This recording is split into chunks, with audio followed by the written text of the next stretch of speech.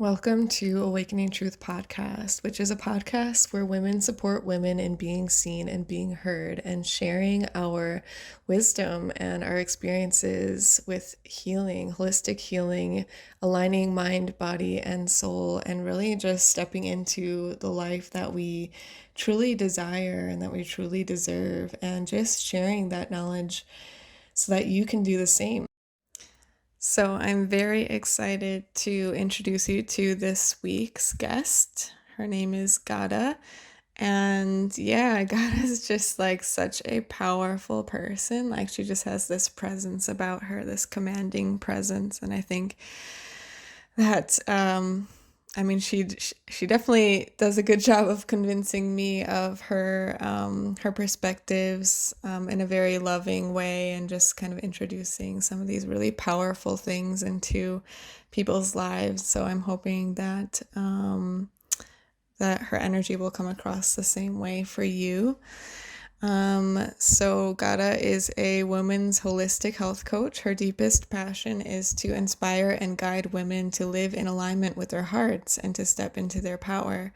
She's working with women dealing with hormonal imbalances now due to PCOS, and she helps them to heal the root underlying causes of this condition, which will automatically heal the symptoms related to it, such as cystic acne, loss of the period, hirsutism, infertility, all kinds of different symptoms that are related to hormonal imbalance. And we both thought that it would be a neat idea to just include this photo of her progress, like this progress photo that she had made with her acne. So it looks like she has clearly, she has really cleared up her skin. And I know that as we were talking, we had this conversation. She said that was one of her biggest symptoms and like the biggest thing that caused her so much like pain and a lot of suffering. So we thought it would be a good idea to include that here in case anyone who's watching or listening has had the same experience and maybe is looking for a little bit of healing support with that. As a little reminder, feel free to pause this session at any moment that you would like to take notes or just reconnect with your body. We're going to be covering various different topics, and it's going to be really beneficial for you to remain connected to your body and just really tuned in with your heart space, your heart center, and listening with an open heart and open mind to really get the most from the session. So, without further ado, please enjoy this episode of the podcast. What I'm going to have us do is we're just going to close our eyes. Just going to close down our eyes. And anyone who is watching or listening, I invite you to close your eyes as well. And we're just going to take a moment to connect with ourselves, to connect with our bodies, connect with the ground under us, to feel that support that we can always rely on. And really just to connect with one another. Feel the energy that we're all contributing into this space today.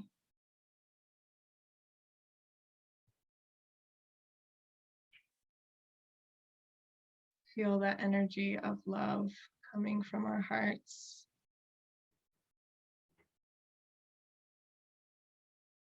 The powerful energy of love that can help us to awaken to our personal truths, but to help us to contribute to awakening universal truth here on this earth for humanity.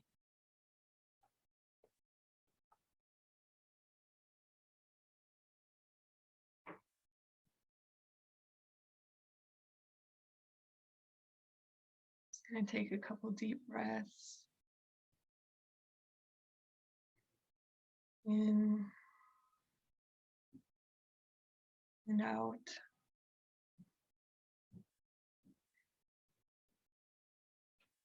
And really just recognizing and noticing the subtle sensations that we feel in our body. Any areas that we're holding on to stress or tension or anxiety or worry, and just allowing those to leave, letting them go, releasing them. Dropping our awareness from the mind down into the heart and anchoring that into the ground.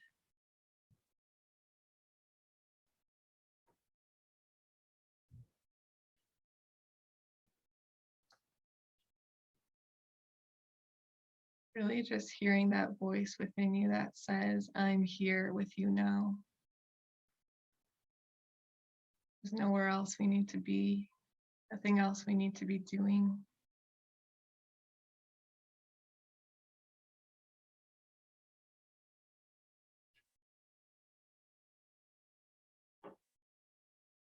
Just setting an intention for what you'd like to walk away with from this session,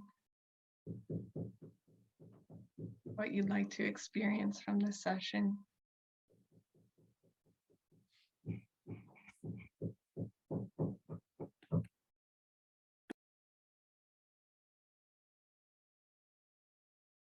Just take a couple more deep breaths.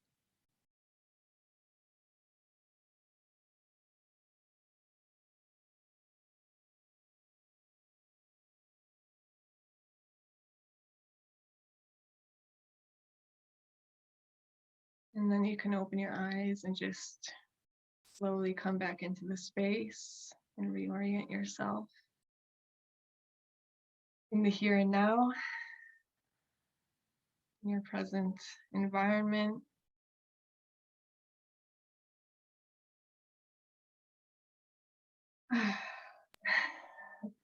So how are you feeling now? Grounded, at peace, calm. It felt so good. Yeah, I agree. A couple of moments, but of minutes, but it feels so good. Yeah, and it really just demonstrates that the power of just getting quiet for just a couple of minutes. Right. It makes such a difference. Yes. For everyone who's watching, I think this is a great practice as well, to ground even for a couple of minutes every day and feel the body, come back into the body and feel the earth, feel the support, and come out of the mind, because I think most of us live most of our time in the mind. So it's great to have such practices. They're simple, but really effective. Absolutely, yeah. And I think like we really need to try it in order to experience that, because I think we hear about it a lot, but it's a different thing to hear about it, and it's another thing to actually like experience it and put it into practice. Yeah, sure. And this is a big one, to embody something, because there are many teachings out there. There are many techniques, many modalities of healing or of coming in peace or any ways, but we need to embody it, and we need to experience something in our lives. Everyone is different, and something that works for someone doesn't mean it will work for me. So it's good to experience that for ourselves. Yeah, I couldn't agree more. Absolutely. So Ghada, what is that one piece that's like sitting on your heart that you would love to just open others up to today? Like what would you like to share with everyone first? Right. Well, what feels really liking to come through today is to talk about a different perspective about healing and about being stuck in healing, maybe. And I know that diet and movement and supplements and meditation, they are all great, and they are all parts of healing and parts of my protocols for my clients as well. But there is one piece that many people are not aware of, and it's most of the time it's blocking them from being healed and from stepping out of the situation that they are subconsciously just willing to stay in, because it gives them some sense of maybe attention from people around them. Maybe it's an identity, like the ego doesn't like to get rid of identities. Maybe they've been sick for years and this is a new identity. They don't know themselves anymore without this condition. So it's not easy to step out of it. It's scary as well. So and on a conscious level, they may be willing to heal and really spending money and time and energy on coaches and healers. But on a subconscious level, they are just willing to stay there because that's the known for them. That's what they've been knowing for years. Yes. Or for 10 of years. So it's the known. So really my message for today is to look at what identities are we creating around symptoms and around illnesses. So for me, it's been a game changer in my life, in my healing journey, to recognize that, to be aware that I've been unconsciously stopping myself to be healed. I've been unconsciously creating identities around my symptoms. It was really scary at a moment to tell the truth to yourself. But I feel that that moment of honesty with the self, that moment of taking responsibility for everything that happened for us, everything that we've experienced so long, taking the full responsibility. No one, and really no one, is responsible for whatever we're going through. Like maybe the mind would create stories about I'm victim to my genes, or I'm victim to this or that, or to my family, or to my history, or whatever. But the truth is, no one is responsible. We are the only one who's responsible for that. And to be healed and to step out of this condition, we need to take responsibility. And this takes courage. So yeah, oh my gosh, yeah, I can relate so much with that. Even just like, I hear so much of that coming from my own clients as well, and I just see like that like it's like a trap. I mean, it's like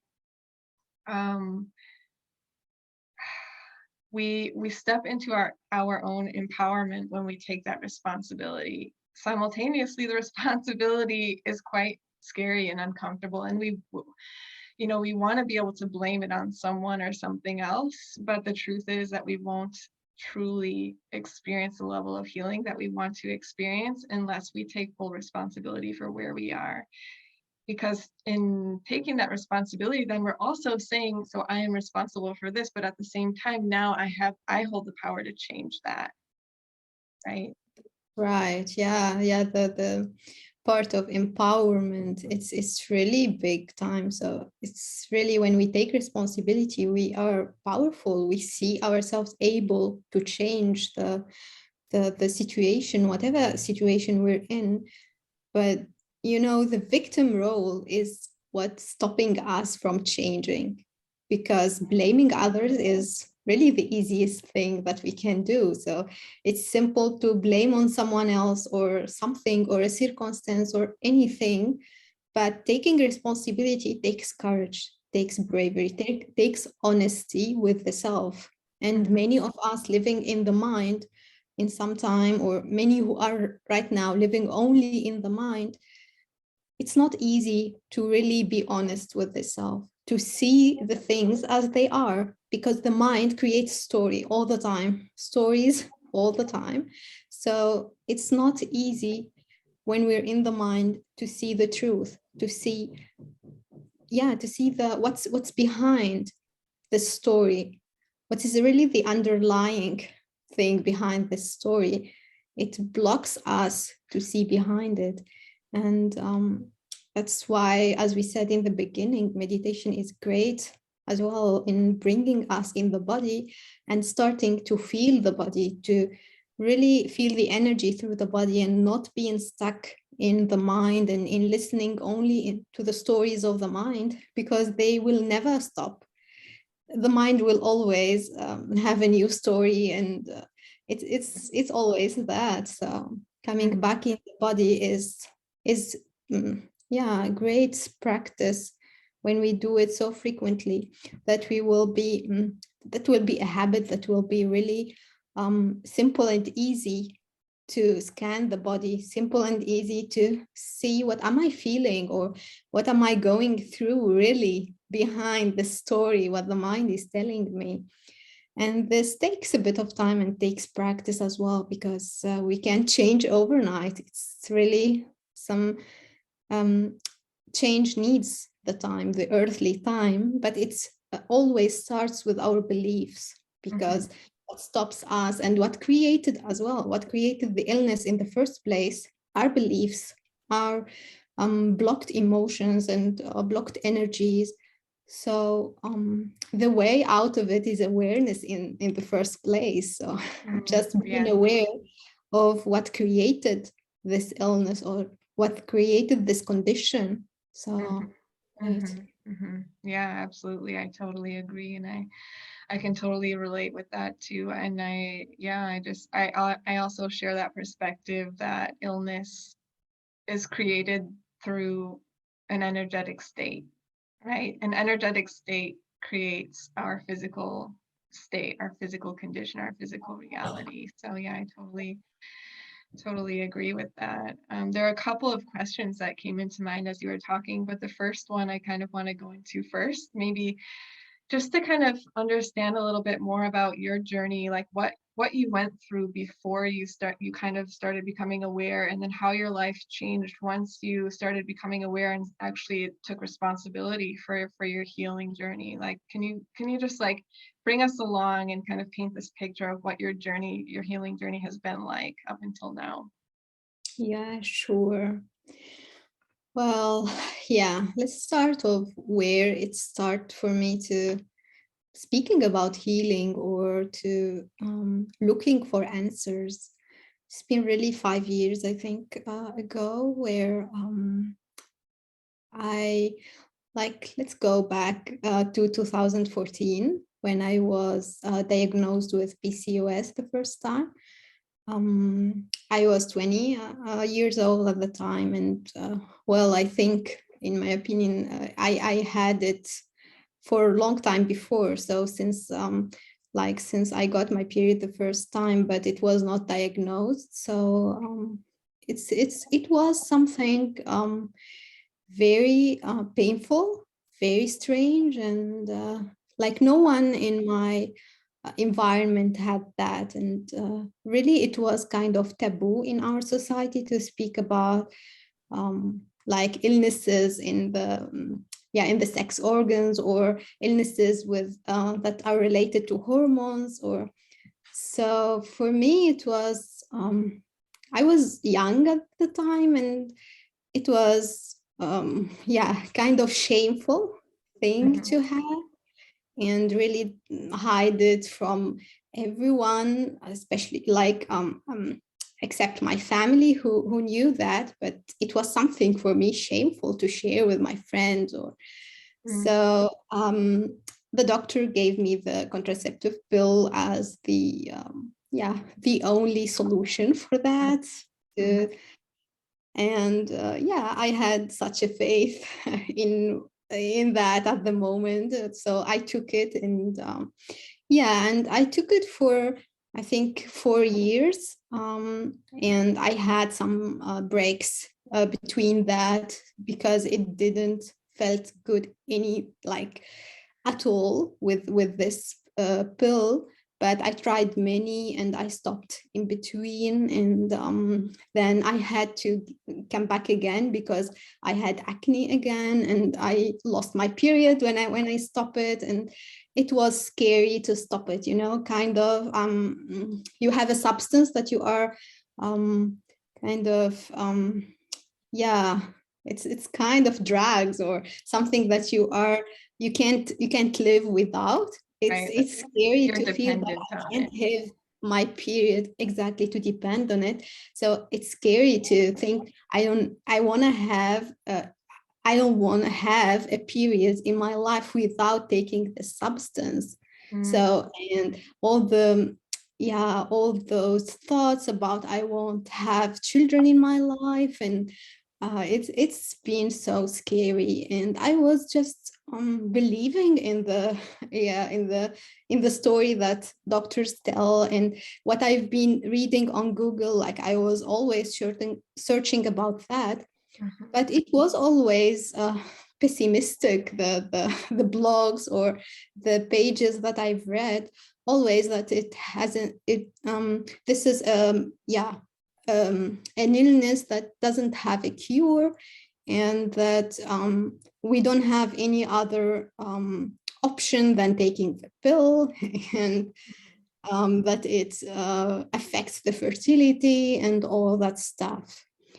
And I was trapped in that for 5 years somehow. And then I don't know really what happened, but something in me was just saying, like, I'm not healing, like, I'm not getting any better. I'm Mhm. just getting more dependent on a substance. Like, Mhm. it doesn't make sense for me anymore.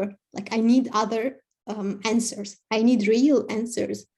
So I started searching on YouTube, and like, really, whatever I found at the time, I was watching. And some things resonate, others not. And Mhm. it took time for me to know whom to follow, or really with whom like, from whom to take the information. Mhm. But I think that was the awakening for me to really start questioning. And because we live in a dream, like before, it feels like I lived in a dream, believing everything, Mhm. believing that how my society was is the truth, and Mhm. how my family or people older than me acted were the absolute truth, and that's how like, parents should act, or that's how families should be. Or I was really trapped in a dream of believing the outside and being out of the body, living in the mind in full anxiety. And like, it was really out of the body, and living, flying somehow, Mhm. somewhere in the sky, in my beliefs and in my thoughts and worries. um, so that was the beginning of me questioning and starting to look to answers. And to come back a bit to the pill, like, it was really very hard on my body. It, like, I had migraines, like intense migraines with it. um, like, not to mention that I have a fake period, because it's not real a period, it's just fake bleeding, to that I pretended it's well, fine, because I have bleeding every month. Mhm. And yeah, I've got also constipation, like really a severe constipation that I got into hospital, and it was really intense. And yeah, that was really what brought me to ask. I'm not getting better. It's just Mhm. getting worse. And I'm covering the symptoms. I'm covering it with a fake bleeding, with Mhm. a hope that one day I will really be healed. But it doesn't seems like that. So yeah, after coming off the pill at that time, it got worse as well. Like, the symptoms were really horrific. Like, the acne was so severe, and I've lost the period for some months as well. And Mhm. really, it was so scary. But I had faith. I had faith that I did the right decision at the time to come off the pill. Like it was scary, and I didn't have in my life really moments before where I was courage enough to do things like that, to overnight come off something like that that was life changing. So somehow I had the faith that it will change. I had the faith that I will heal, but something is awaiting. Mm-hmm. Somehow, even in the darkest moments, I had faith that I will be on the other side. Even if I, at the moment, I didn't know how does it look like in the other on the other side, but I had this intuitive feeling. And Mm-hmm. really, at the moment, I was not aware of what's intuition or how to really feel, or I was just blind feeling, starting again, like a baby, Mm-hmm. started to feel again, Mm-hmm. to question what is this sensation inside me, like what is this faith, where does it come from? And yeah, that was the beginning of it. And life really orchestrated it so beautifully that I've met many beautiful people, and really coaches and healers that changed my life and helped me a lot. And I'm so grateful that I had that faith and that I surrendered to the unknown.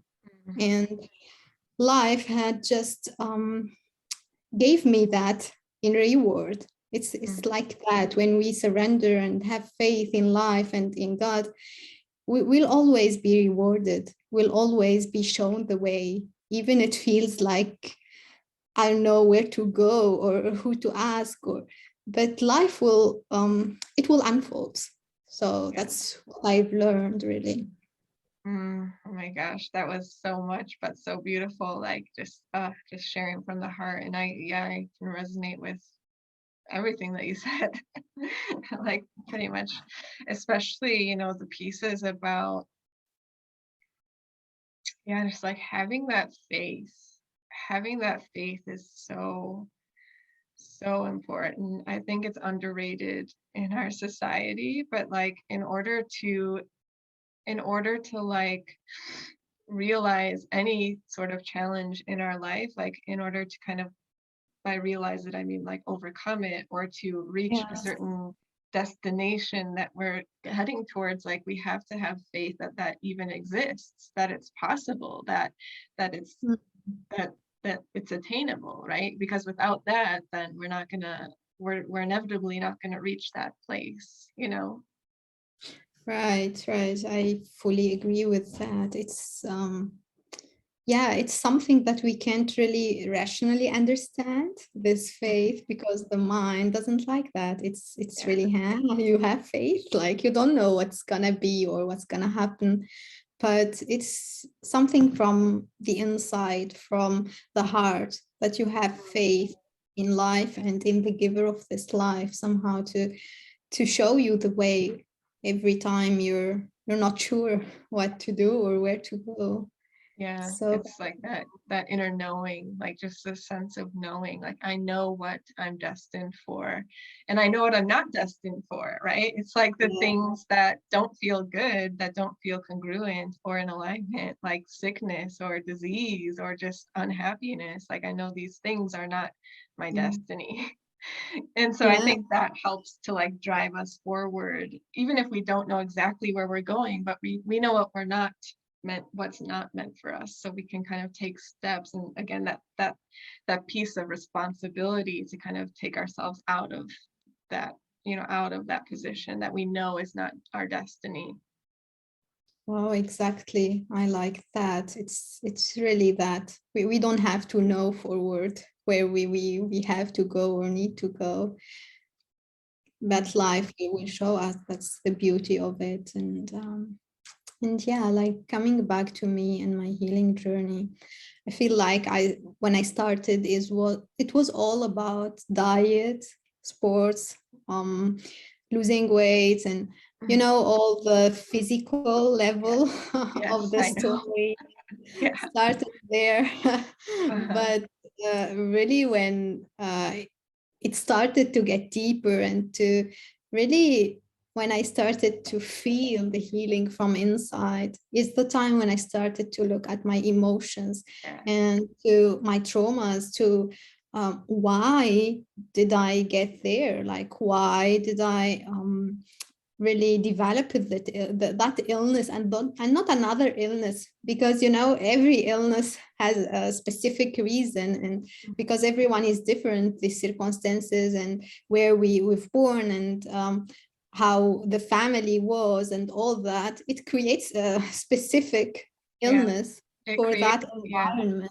Right. Yeah. It's like each illness has its own energetic blueprint, right? It's like Oh, the yeah. thing, the energy that created that illness. Like, let's say you have the same illness as me, but maybe our treatments or our healing journey would look totally different because we have a different, the illness has a different energetic blueprint in my body than in yours, you Oh, know? yeah. So it's like that's why the intuition is so important when on this journey. We can't just like read a book about it and oh, here's step one, step two, step three. Like it just doesn't work like that. Right. Maybe like a general framework is helpful and useful just to know, okay, here are some of the things I might be implementing on my journey, but Mhm. not like setting that in stone. We need to be flexible. We need to be able to go with the flow and to adapt and to, yeah, just kind of like allow the body to guide us rather than the mind. Wow, I love that. And this was really one of the lessons I learned through the way that nothing is meant for everyone. Nothing, like no cure or no program or no healer or nothing is meant for everyone. Everyone Mhm. is different and unique. Actually, everyone is unique, and everyone's illness is unique. Like, although many can have, as you said, the same illness, but the energetic blueprint is different, is unique for everyone, like the DNA. And you can't really be fully healed and come back to alignment with your soul and with your purpose with a program for everyone. It Mhm. needs to be for you, it needs to be tailored to you. And you are the only one who can know that, because you can work with someone or get guidance from someone, but you are the only one who can know if this is in resonance with you or not, or if this is the right thing for you now or not, because we change and we evolve. And something that is not in alignment with me today may be in alignment in 1 year, or something Mhm. that was in alignment with me and resonance with me last year is not the case this year or in the Mhm. future. Right. So that's why really intuition and coming back to the heart and starting to listen to where we are, and not pretending that we are in a place that we're not in. We like to Mhm. do that, Yeah. but we are here and we're completely perfect at this moment, and just we need to listen to that and see what's working for us at this moment, and Mm. not really being flying out there and thinking that it's all fine, and that Mhm. we are in a place that we're not in. So Mhm. having Yeah. grounding is grounding somehow in being Yeah. here and now, and knowing your roots before Mhm. really starting to fly. Yeah, absolutely. I need to hear that too because I'm quite an optimistic person. So I'm like, oh, everything is fine, and like, but it's kind of funny because like I also am not afraid of like going into my shadow at all, and sometimes I spend a little bit too much time there as well. So I feel like just having like this good balance, just this kind of like, yeah, like groundedness and like allowing yourself to dream and to allow your mind to go places that you want to go, but then just coming back to this present moment, to the here and now, realizing that where we are here and now is also perfect and it's in its own way, right? Right. Right. It's respecting where we are and respecting the pace that we can go for our dreams, for our choices, for the future.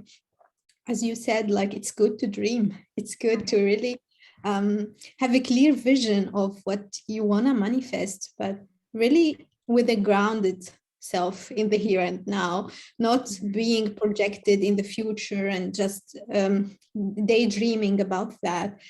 Having that clear vision and knowing that this faith again, that you will go there, but with the ground itself, with accepting the moment, because resisting the moment will never bring us anywhere. Yeah. It will bring us suffering and pain. That's I the think, only. right. Yeah. I think like resistance doesn't allow us to move forward. It kind of keeps us stuck in our misery.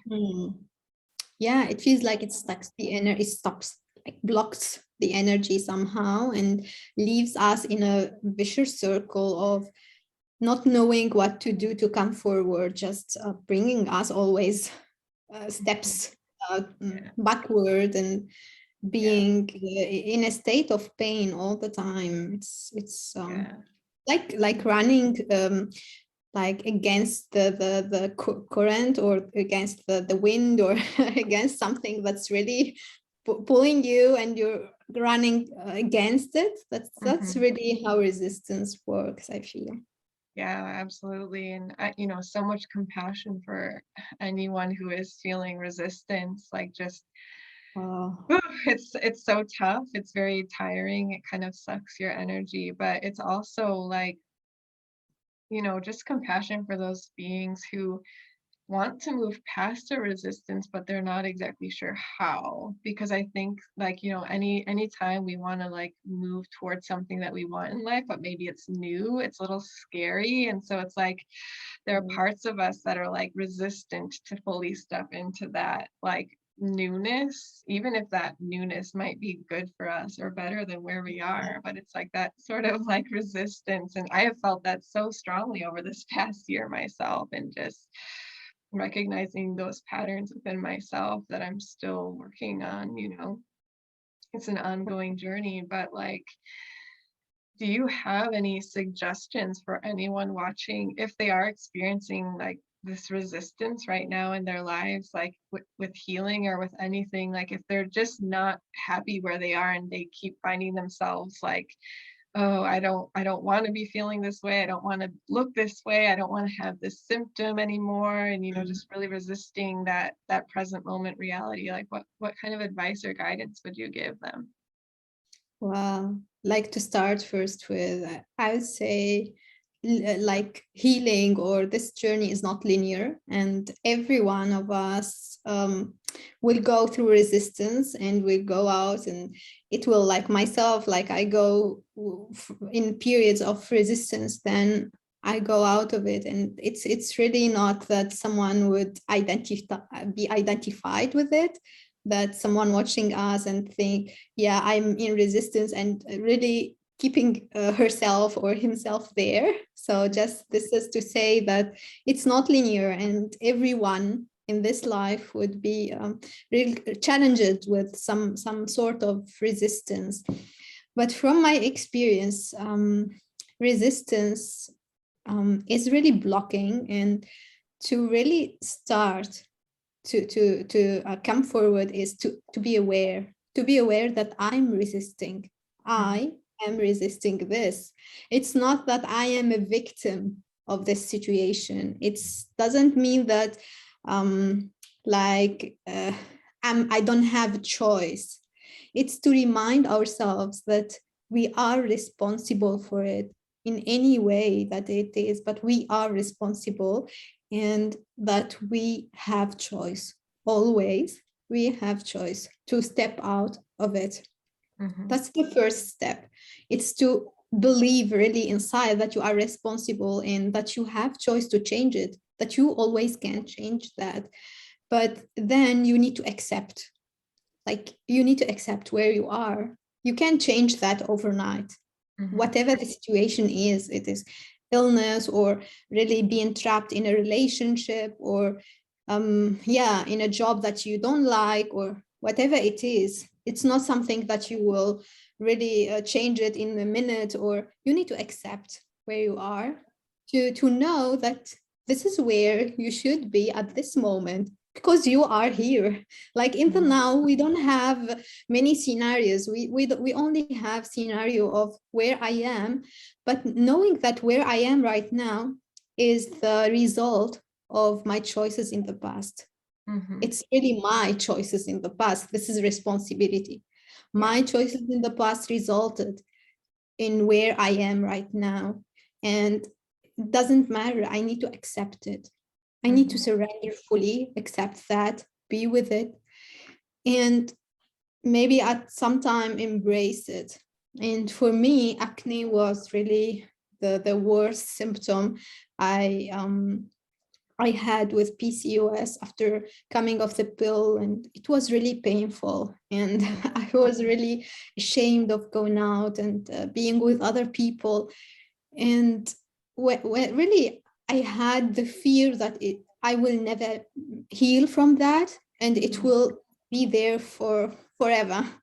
But really what shifted inside me, and when the acne started to get less and less intense, is when I accepted that, when I looked in the mirror and said, you're so beautiful like that. Like I looked at my face and said, it's beautiful. It's beautiful like that. I embrace you. I thank you for being here. You are a messenger. Like another piece is to see symptoms and illnesses for what they are. They are messengers. They are not the enemies. That's really the big piece with healing. So to have the specific situation of illnesses and healing, it's to know that any symptom is a messenger. Is your body communicating with you? You haven't listened to your body for years, and now it's the time your body is communicating more clear with a symptom that's showing on your skin or your hair or in any organs of your body that you are now diagnosing as an illness, but it's just a messenger. And what most people will really opt for is killing the messenger, is just taking some painkiller or any other medication just to kill the messenger, to hide, like to cover the symptom. But Right. And a thing that just popped into my mind is like to shut it up. They want to shut up the messenger, like stop talking to me, just like be quiet, you know? yeah, it's avoidance of, I don't like to listen to you. I'm not ready to listen to you. Just shut Yeah. down and be But there. Like I want like to see you, to listen to you. It's avoidance. And yeah, this will never bring us to healing because symptoms will get intenser and intenser until we listen to that, until we get the message. oh my gosh, yeah. And like another thing that's just coming to me too is it's also, you know, maybe resisting the messenger or wanting it to go away, but I'm also getting this word popping into my head. It's like rejection. It's like we're rejecting the messenger, and in doing that we're rejecting a part of ourself, the part of ourself that manifested this illness. That's the part of ourself that needs the healing. And when we're rejecting that part of ourself, healing is not possible, because we need to show that part of our self-love and compassion and just nurturing, and we want to bring that part of our, we want to reintegrate that part of ourself back into our being, so that it can stop kind of running around on its own and like repeating these cycles and everything, you know. Yeah, well, that's oh, wow, that's a beautiful piece, and really to love that part, to feel compassion with it, and to understand the lesson, to understand the message, because if we don't, we will never be healed. Like we will get another symptom and another until we listen to that.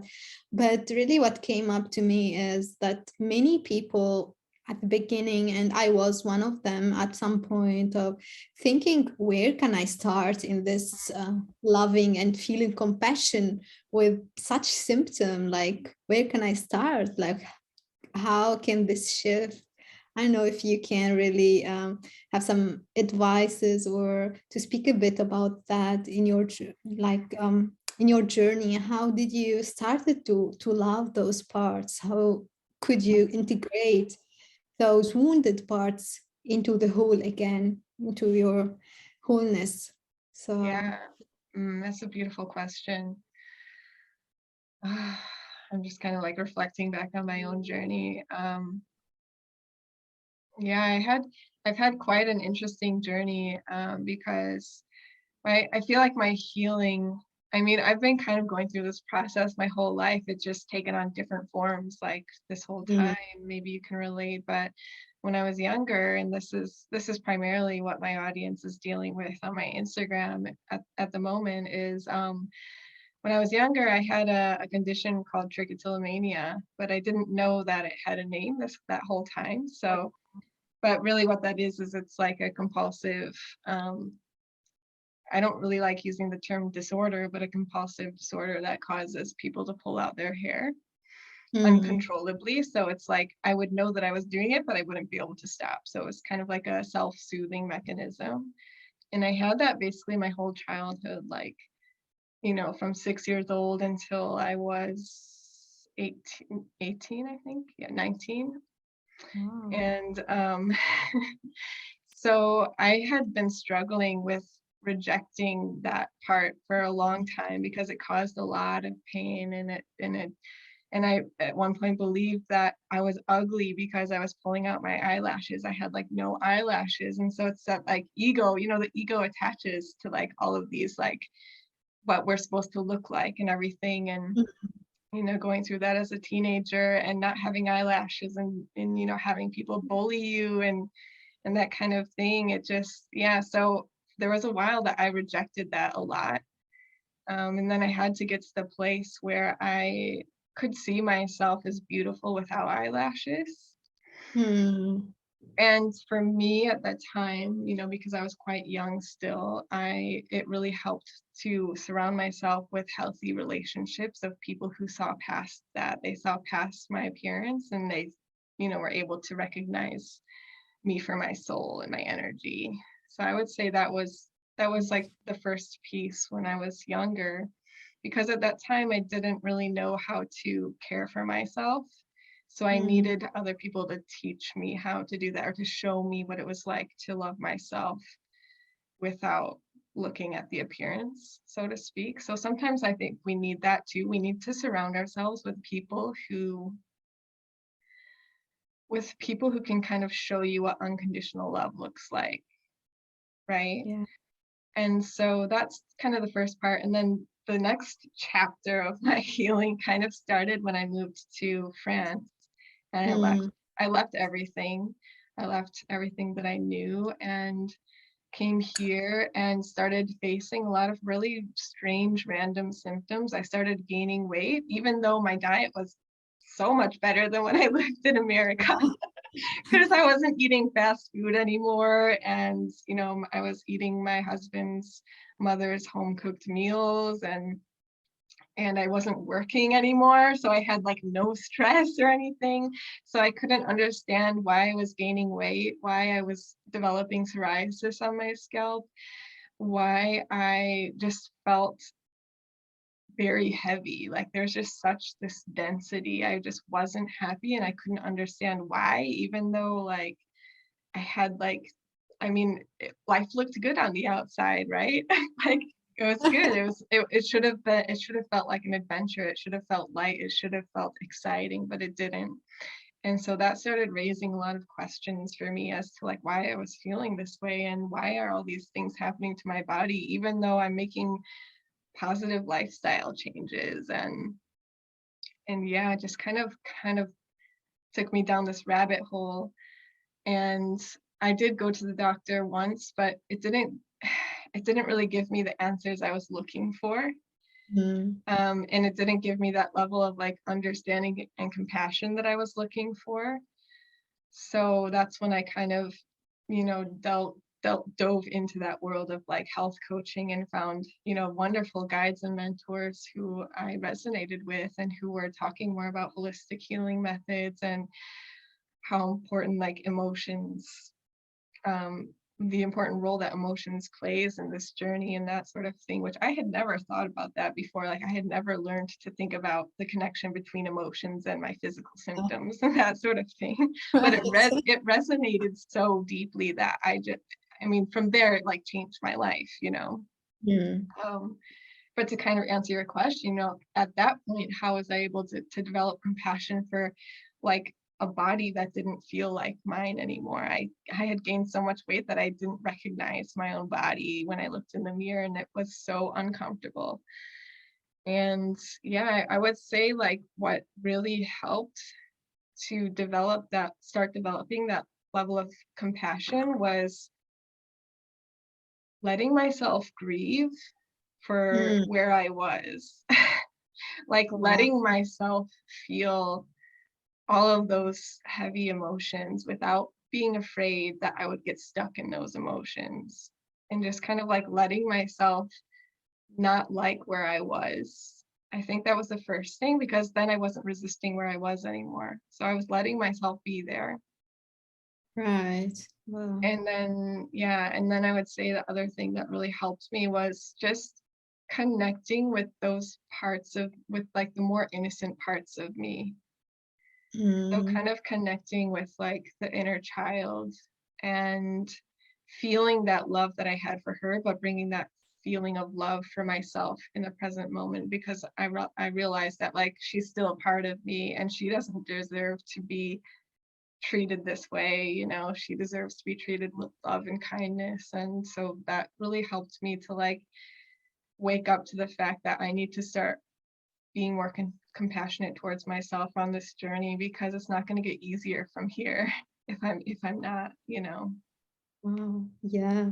Well, I relate so much with whatever you've said, and especially the piece of starting to link the physical illnesses to the emotions and to the trapped emotions, actually, what we didn't allow ourselves to live, to feel in years, will be just stored somewhere in the body and will lead to an illness somewhere in the body. So it's really relate so much to that. And it was really for me as well the start of the real healing, the deep healing, so to say.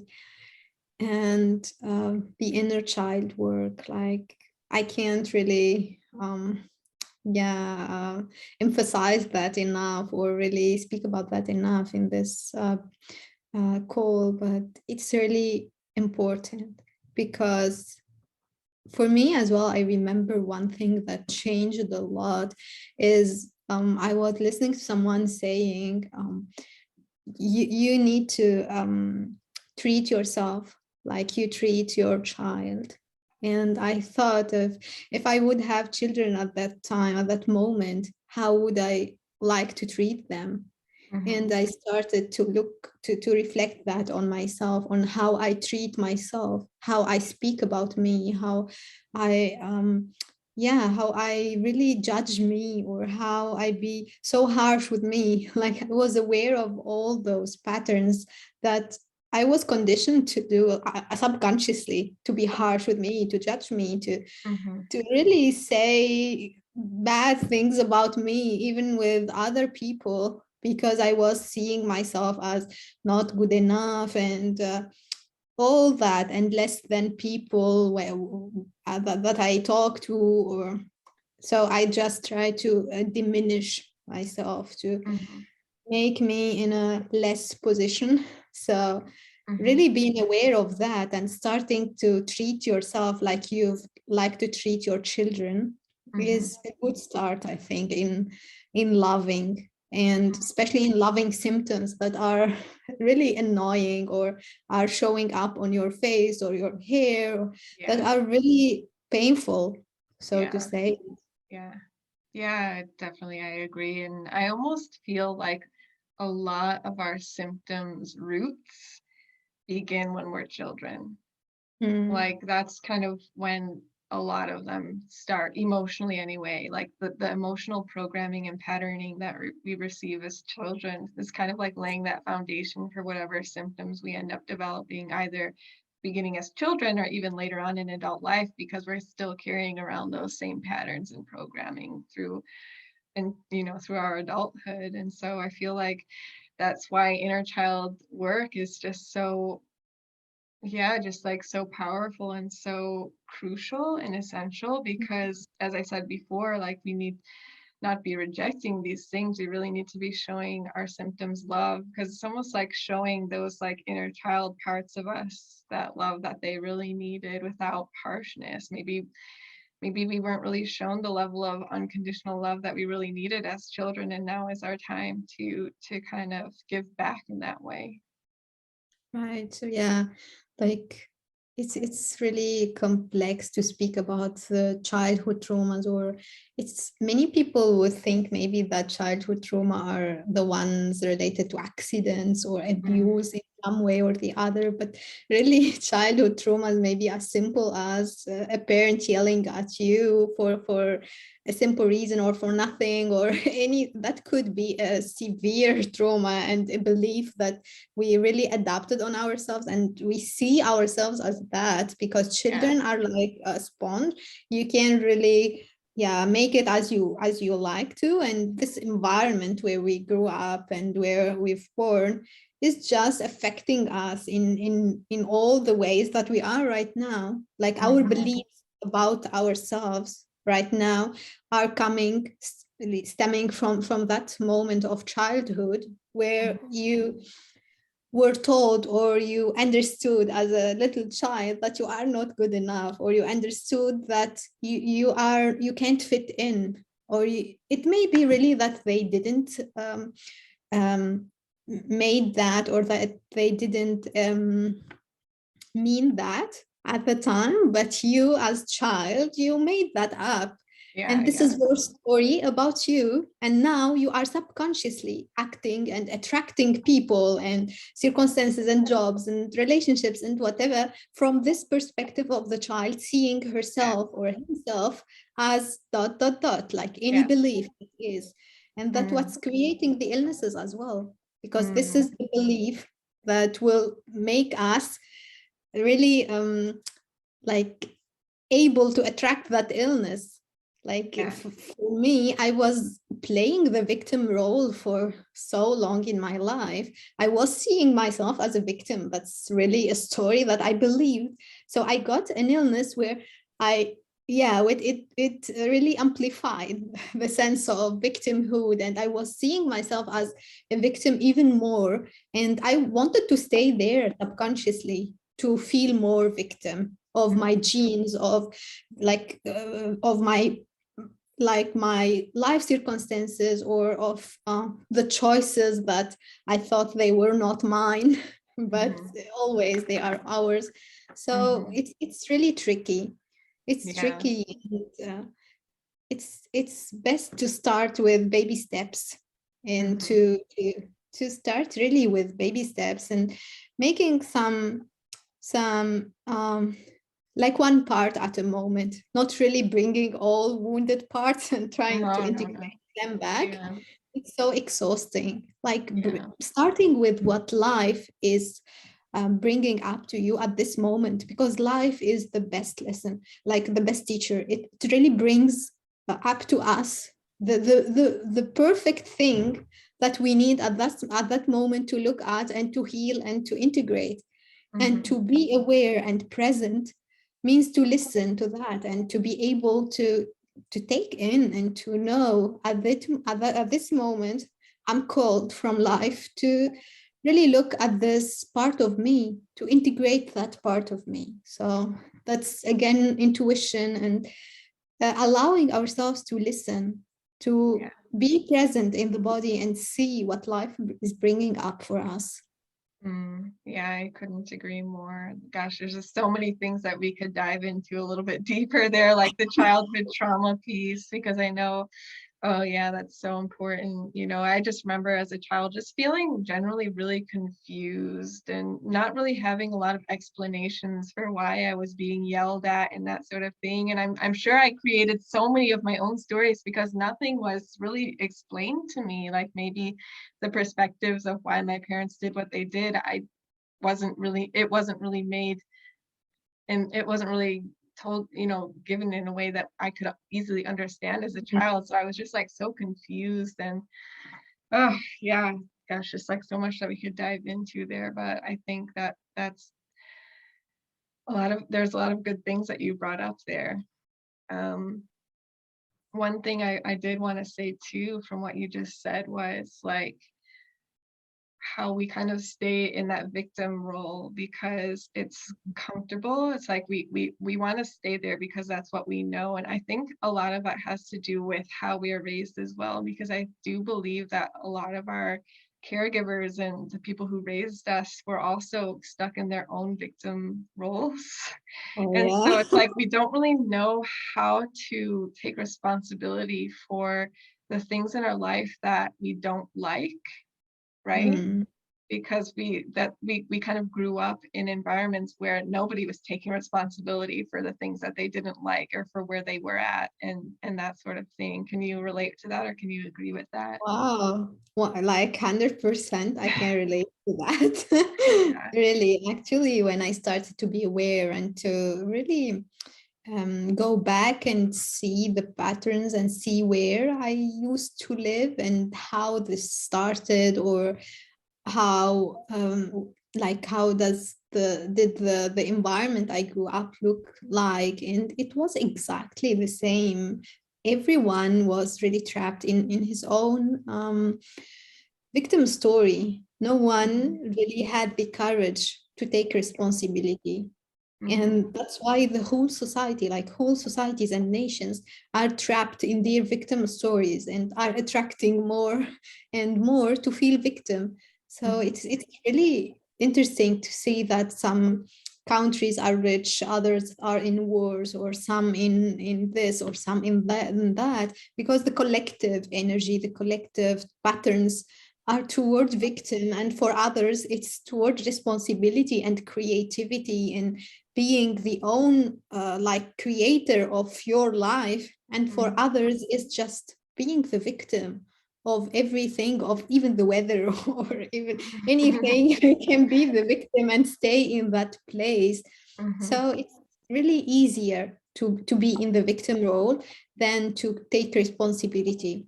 It's Yeah. easier. We've been conditioned to be in that place, Mhm, and it's like like the default state of most people is being in the victim role and mhm, blaming others, blaming the like the things outside of you. Anything outside of you could be responsible for your pain, for your feelings, for your sadness, but you don't. Like it's not your responsibility. You don't have any responsibility in that, which is really the contrary of the reality, that we always are the responsible. We mhm, always are responsible for parts. Like this doesn't mean maybe many people will think that we are, yeah, we are saying that if someone did yeah, mistreated you or something like that, it's only your responsibility. But it's always your responsibility to stay in that relationship that you were mistreated in or disrespected. It's your responsibility to feel what you've been feeling at that moment of mistreatment. It's your responsibility to stay and not change that situation. It's always our responsibility in that way, and not really that no one can really affect us, or nothing outside can do anything to us. It's not that, but our reaction or our response to every mhm, trigger from the outside is our own responsibility. mhm. Yeah, wonderful, beautiful, so true, so true. How we choose to respond to whatever life gives us. Because it's not always going to be sunshine and rainbows for anyone, right? Like even the most positive Yes, person on the planet is still going to experience some misfortune, if that's how true. you want to, if that's the right word I can use. I don't know if that's the best word, but it's like, where it's like we live in such a like dualistic world, like wherever there's light there's also going to be darkness, and that's just part of our human experience here. Like we're here to experience the high of the highs, like we're here to experience like sunshiny happy days, and then we're here to also experience the opposite polarity of that, which is not always going to be pleasant or wanted, but it's what gives us depth. It's what gives our experience depth. It's what gives us that knowledge that we need to move forward. And and to really realize our own power, because that's how we come to find our powers, through coming out of these challenges, but really like through taking that responsibility to come out of these challenges. That's how we realize our own power. So it's so needed. We need those darker moments in order to Yes, right. become stronger. It's like if you have a weak body, you're not going to just automatically become stronger by not like facing some kind of like, challenge. Like Yeah, building up your body strength is challenging, right? And that's sure. that's what Yeah. and then once you build up your strength, it's like I can do anything, right? Oh, I can yeah. I can lift anything. So it's the same with our mental emotional states as well. With our energetic states, we have to experience mental, emotional, energetic, or physical illnesses and things like that in order to allow us to realize how strong we are. Wow. Wow. I relate so much. I like that part. And really what came up to me is that why are we really trying to be only on sunshine days, or on a happy days, on a stable state, monotony of being stable peace? Yeah. Even it's not really good for you, but it's comfortable, it's stable somehow, it doesn't change. It's Mm. really, I think it's coming from labeling. We've been conditioned to label everything. We Mhm. have good and bad, and bad emotions are bad, which are emotions like the good emotions, like sadness or anger. Like we label that, we make a label of that's not good. As a good lady or as a good woman, you don't have to be angry. Like you shouldn't have been angry. That's really some beliefs that society hold and are stopping us from feeling those emotions, from being comfortable while feeling that, because we feel that something is wrong with us. Mm. To feel that emotion means something is wrong with me, and I need to step out of it at any Mhm. cost, Yeah. so soon, as soon as possible, because it's not good. Like I'm not, I won't be loved when I'm angry. I won't be loved when I'm sad. I won't be loved anyways with any bad emotions that really Mm. we labeled as that. But we forget that emotions are energies, and Yeah. they are the same, just frequency that is coming to move through the body. And if Mhm. we allow them to move through, they will move, and we will really come forward to another state. But if we Mhm. block that and we resist, it will be stuck somewhere in the body. It will be Right. really stored in the body, in the liver, or in the like in the stomach, or in the kidneys, or Mm. like every organ. Like I like the Chinese medicine where they relate every organ to so some emotions. And so it's beautifully describing how the body is really storing those blocked emotions, those blocked energies. And this is one way or the other the start of a new illness. It will take years maybe, but it will be leading to a physical illness at some point. Right. Yeah. Yeah. It takes time for the physical to catch up to the energetic. The energetic shift can happen like this, but it takes time for the body to manifest whatever the energy was. And in either case, whether you're suppressing emotions, and that's going to lead to an illness, or whether you make that energetic shift to take responsibility for your life, for your healing, you take care of your emotions and your mental state, and then that physical shift of actually healing and reversing your symptoms and that sort of thing also takes time.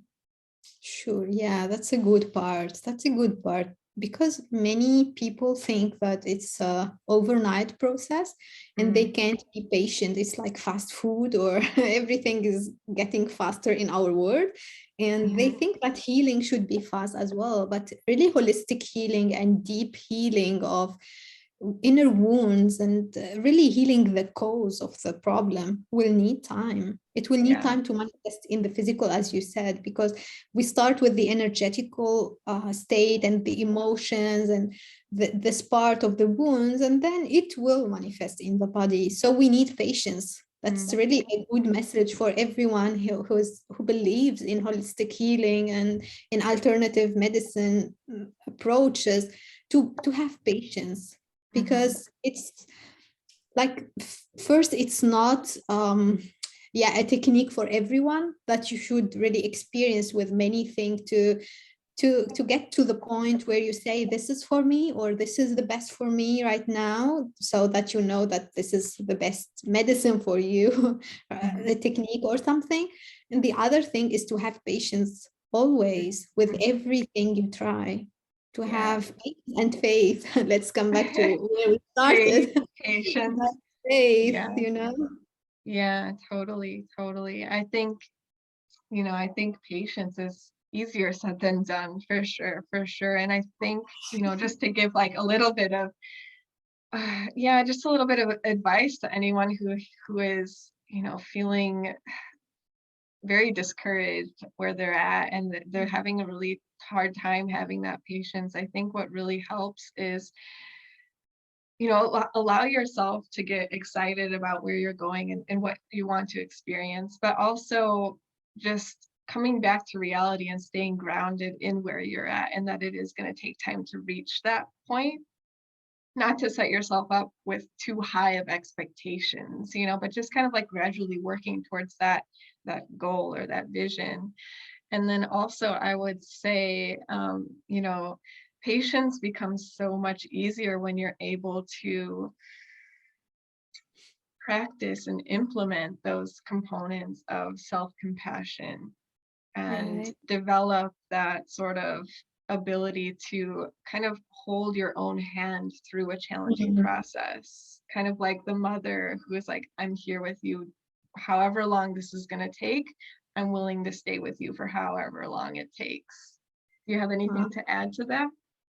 Yeah, I like that. What came up to me is really the importance of inner child work again, and the importance of reparenting yourself, because like, in this world we'll never have the perfect parents. Like, they were doing the best they could do, but Mm, they will never be the best parents for you, or the best, yeah, it's yeah, you, only you, who yeah, can reparent your inner child, because yeah, you know absolutely. exactly the needs of your Yeah, child, and no one in the outside could know that.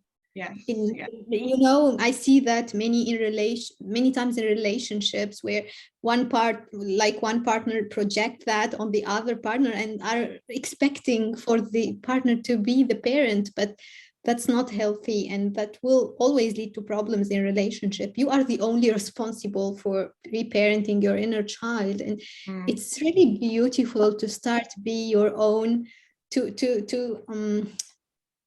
make her or him feel that she's safe, or he's safe with you, that you are always there.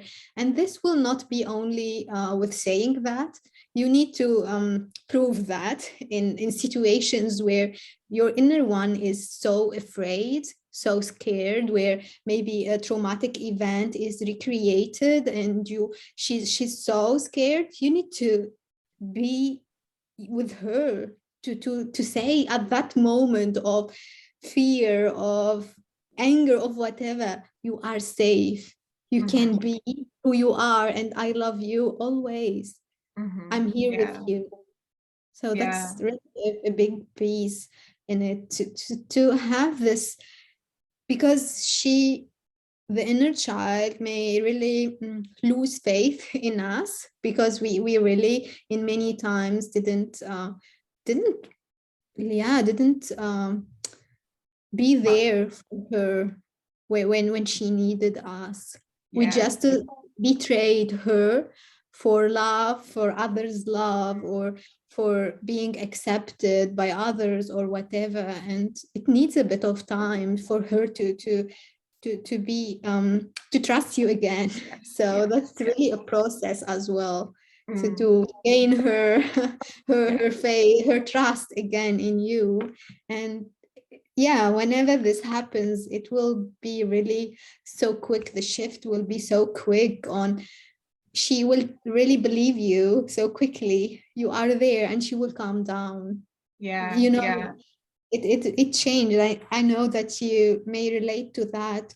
In our healing journey, like at the beginning, a trigger may take 2 weeks to really be integrated and processed and integrated. And now the same trigger maybe will take 1 day or 2 days or even some hour, couple of hours, because we're yeah, the inner one is trusting us, and also we are yeah, somehow trained in Yeah, really feeling the emotions and being aware of what's happening, and really processing that quickly and stepping forward.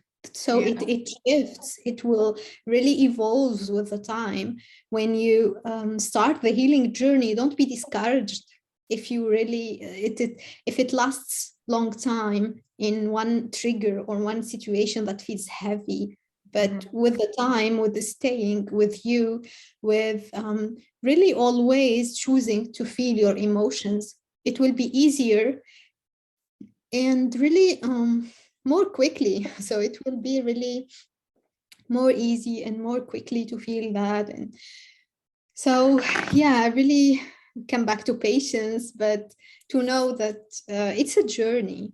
So that's huge to know that it's a journey. It's not really a 1 year thing, or it's not really a 1 month protocol or 1 month program. It's a journey, and it's your journey. And you are the only one. You are the only one who can, yeah, who can affect the journey, or who can yeah, shape the journey and flow into it, and really, why not enjoy it? So that's yeah. really a good part, to enjoy the journey. Yeah, you're the director of your journey. Like you're the navigator. So Oh you yeah, get to call the that's shots, right? You get to call the shots. You get to choose where you want to go, what you want to experience, the sights you want to see, but also just remembering that it is unfolding, like just let it unfold, and to let yourself be a little bit spontaneous, right? Like, oh, let's just see what's going to happen tomorrow, and really going into it with this like element of curiosity and exploration, and just kind of seeing where it takes you, because I truly believe that every and any journey has its beautiful moments, and it's really about like letting that sink in, because you might look back in 10 years and just realize how important the journey was for like where you actually end up being, like Yes. it's always contributing to something. Like we said in the beginning of today, it's like we may not know exactly where we're going, but where we are right now, there's a divine purpose to it, you know.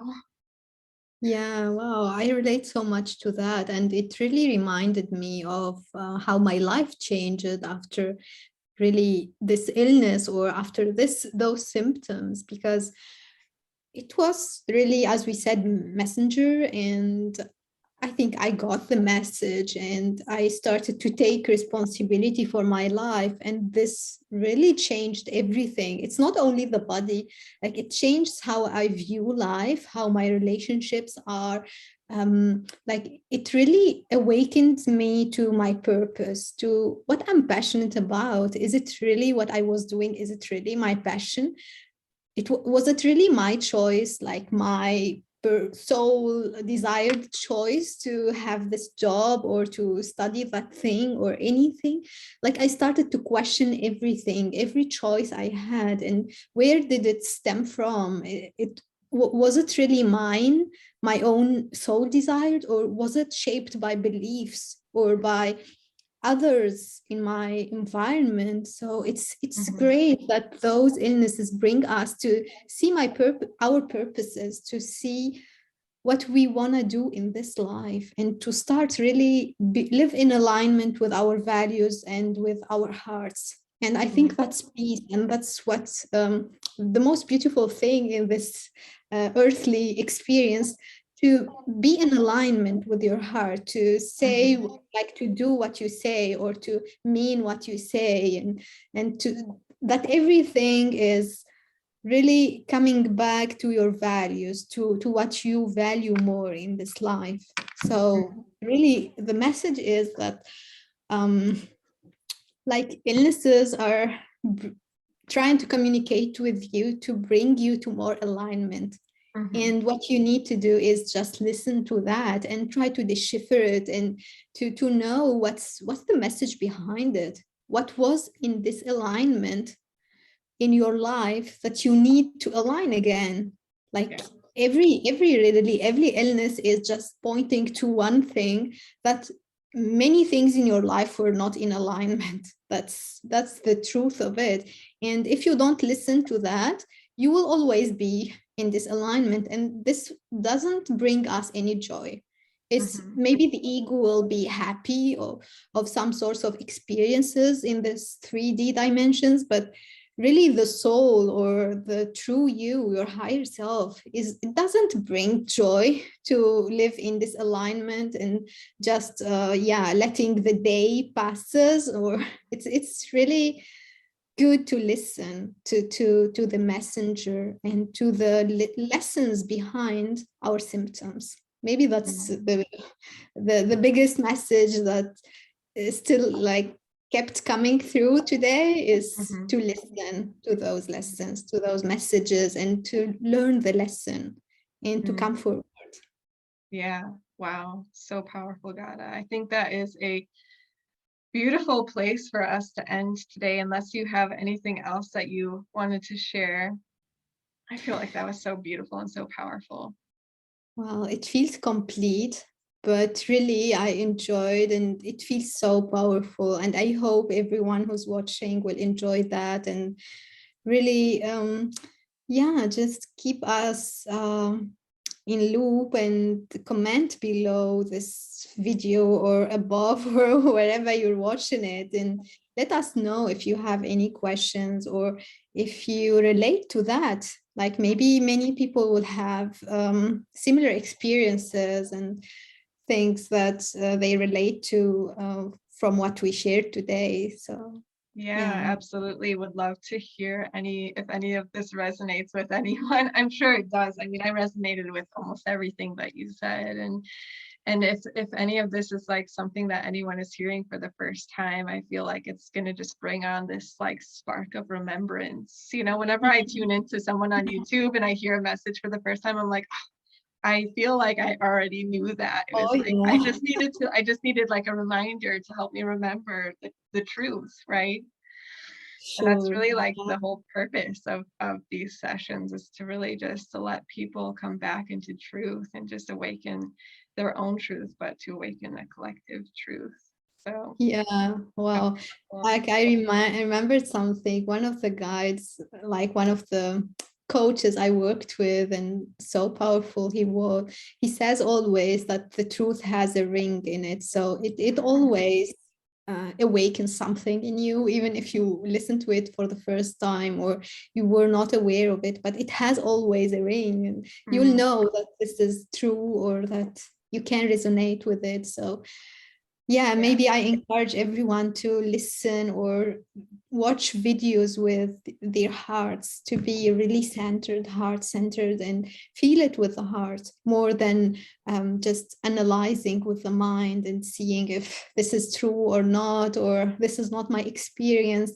Things that don't resonate in the past, didn't or doesn't now, will maybe resonate at some point. So being open and listening with the heart, that's my last message, I think, for today. Wonderful. I totally agree on that as well. So beautiful, Ghada. Well, thank you so much for coming on today, and I look forward to having you on many more times again. I think you're a very wise person, and you just have so much light to share with everyone. So thank you so much for joining us.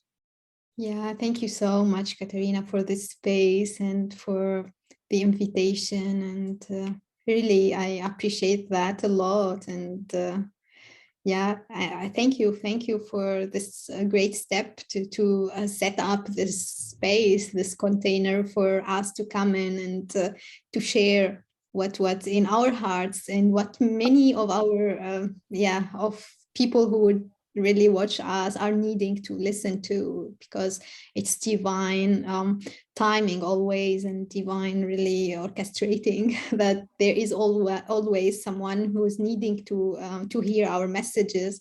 And I hope it will come into the one or the ones who need that. And yeah, thank you again. I'm Yeah, so so welcome, without a doubt. Yeah, so welcome, Ghada.